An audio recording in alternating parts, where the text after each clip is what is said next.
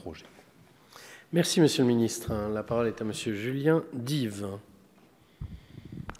Merci, Président. Monsieur le Ministre, des vitrines vides, des rideaux de fer baissés, des panneaux alloués à vendre, ces images ont intégré le quotidien de beaucoup de Français, surtout ceux qui vivent dans les villes moyennes.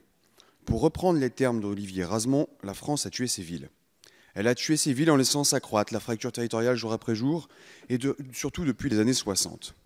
Un accès dégradé aux services publics, aux transports, aux formations, une désertification médicale qui se renforce chaque année, même en ville, des zones blanches qui isolent les publics vulnérables, la fermeture de commerces en centre-bourg, certains territoires cumulent les handicaps au moment où les métropoles parviennent, elles, à maintenir à bon niveau les conditions de vie de leurs habitants. Aujourd'hui, 27 villes françaises sont très désertifiées avec plus de 15% de vacances commerciales dans le centre-ville. Derrière ce constat, je souhaite surtout rappeler la lutte que mène au quotidien l'artisan, le commerçant, le restaurateur pour maintenir son activité et ses emplois. Il nous faut repenser le centre-ville comme un projet de société en soutenant la complémentarité de l'offre où l'on s'éloigne du mass market pour tendre vers le mix produit. Une logique dans laquelle le centre-ville n'est pas mis en concurrence avec la zone commerciale mais où ils sont appréhendés comme complémentaires. Une réflexion qu'il nous faut aussi porter sur la concurrence féroce du e-commerce auquel le gouvernement ne s'attaque toujours pas. Monsieur le ministre, vous avez donc annoncé un plan national Action Cœur de Ville pour contribuer à la revitalisation des centres-villes. Des communes de taille moyenne sont d'ailleurs en train de réaliser leur dossier de candidature. C'est d'ailleurs le cas de ma ville de Saint-Quentin dans l'Aisne, qui présente d'ailleurs tous les critères d'éligibilité et dont je soutiens la candidature portée par Madame le maire.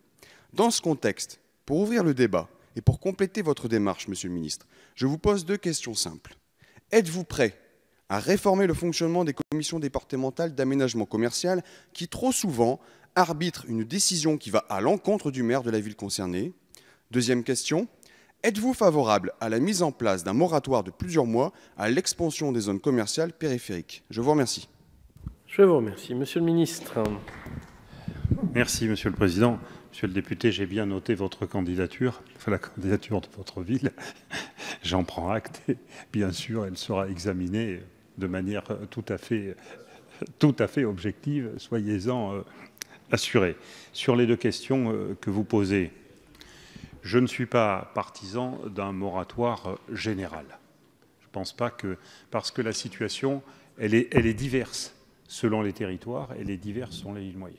Par contre, et ce devra être l'objet d'un débat lors de l'examen par le Parlement du projet de loi logement. Je pense que le débat sur l'urbanisme commercial doit avoir lieu et la position, en tout cas, qui est la mienne, que je défendrai, c'est de donner aux élus locaux le pouvoir suffisant pour bloquer des implantations qu'ils estimeraient être contraires au développement économique de leur ville. Parce que je crois que là-dessus, il faut être tout à fait clair. Je le disais en répondant à l'un de vos collègues tout à l'heure, que quand même la situation par rapport à l'urbanisme commercial a considérablement changé depuis les années 70 ou 80, où un certain nombre de débordements et déserrements avaient donné lieu à nombre de sujets médiatiques. Je crois qu'aujourd'hui, nous sommes tous conscients de la nécessité de rééquilibrer le commerce.